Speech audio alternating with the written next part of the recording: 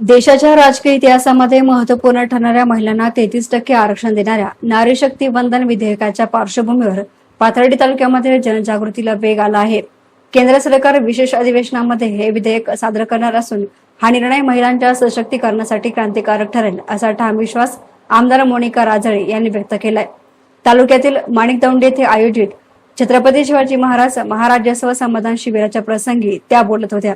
या प्रसंगी उपस्थित नागरिकांना संबोधित करताना त्यांनी महिलांच्या राजकीय सहभागाला चालना देणाऱ्या या विधेयकाचे महत्त्व सोप्या आणि समजण्यासारख्या भाषेमध्ये स्पष्ट केलं।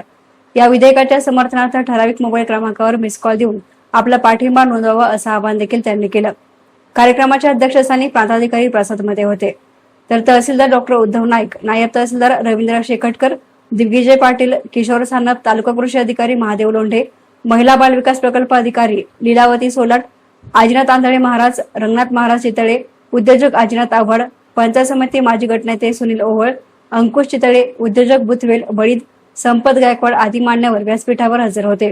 या शिबिरामध्ये महसूल, आरोग्य, कृषी आणि पंचायत समितीच्या विविध विभागांमार्फत लाभार्थ्यांना आवश्यक कागदपत्रांचं वाटप करण्यात आलं।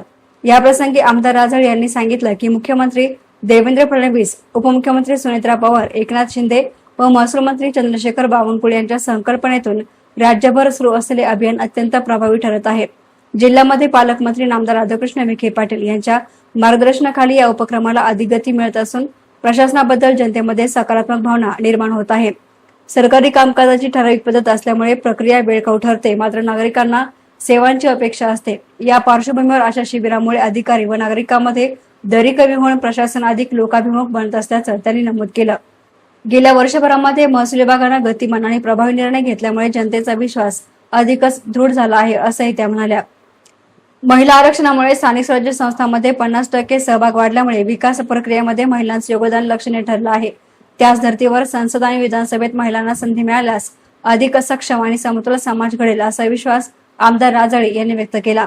पुढच्या लोकसभा विधानसभेच्या निवडणुकीमध्ये 33% आरक्षण लागू झाल्यानंतर या दोन्ही सभागृहामध्ये आमच्या अधिकच्या महिला भगिनी नेतृत्व करायला, काम करायला त्या ठिकाणी त्यांना संधी मिळणार आहे। आणि म्हणून आपण आपापल्या भागामध्ये, आपल्या परिवारामध्ये मिसकाम देऊन या सरकारच्या विशेष विधेयकाला आपण पाठिंबा द्यावा।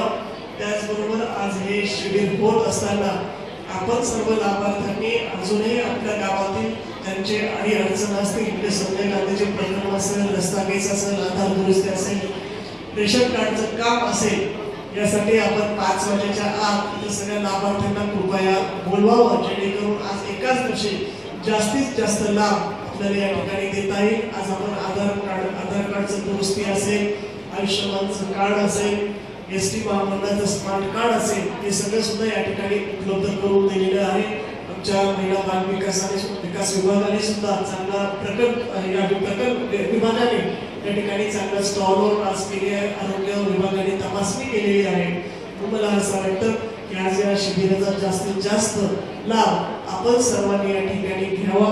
आज ज्यांची नोंदणी झाली असेल किंवा जे संजय गांधीचे प्रकरण असतील ते निश्चितपणे येणाऱ्या काही शिबिर झाल्यानंतर आणि राहुरी विधानसभाची पोटनिवडणूक झाल्यानंतर मीटिंग झाल्यावर अनेक प्रकरणं किंवा प्रस्ताव त्या ठिकाणी मंजूर होतील। जे पात्र आहेत तेच एवढंच आजच्या कार्यक्रमाच्या निमित्ताने सांगते। आपण सर्वचे धोरण आहे, शासनाचा उद्देश आहे की सहजरित्या सर्व महसूल विभागाच्या अंतर्गत येणाऱ्या सर्व योजनांचा लाभ आपल्याला एका छताखाली या ठिकाणी मिळाला पाहिजे।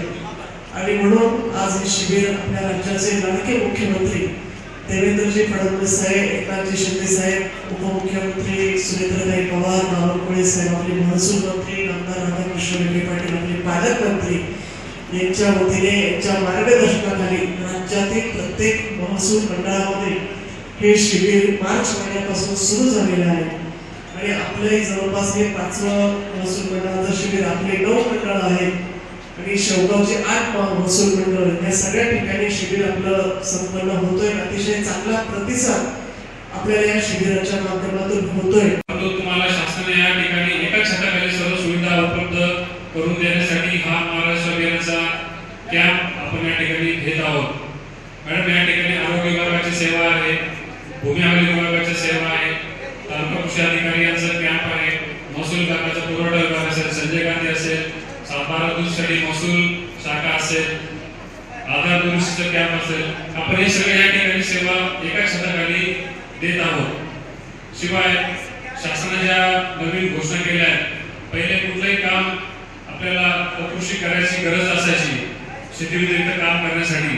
आता शासनाने एक महत्त्वाकांक्षी निर्णय घेतलेला आहे आणि या ठिकाणी तुम्हाला कुठल्याही अकृषी परवानगीची आता येणे करण्याची गरज नाही.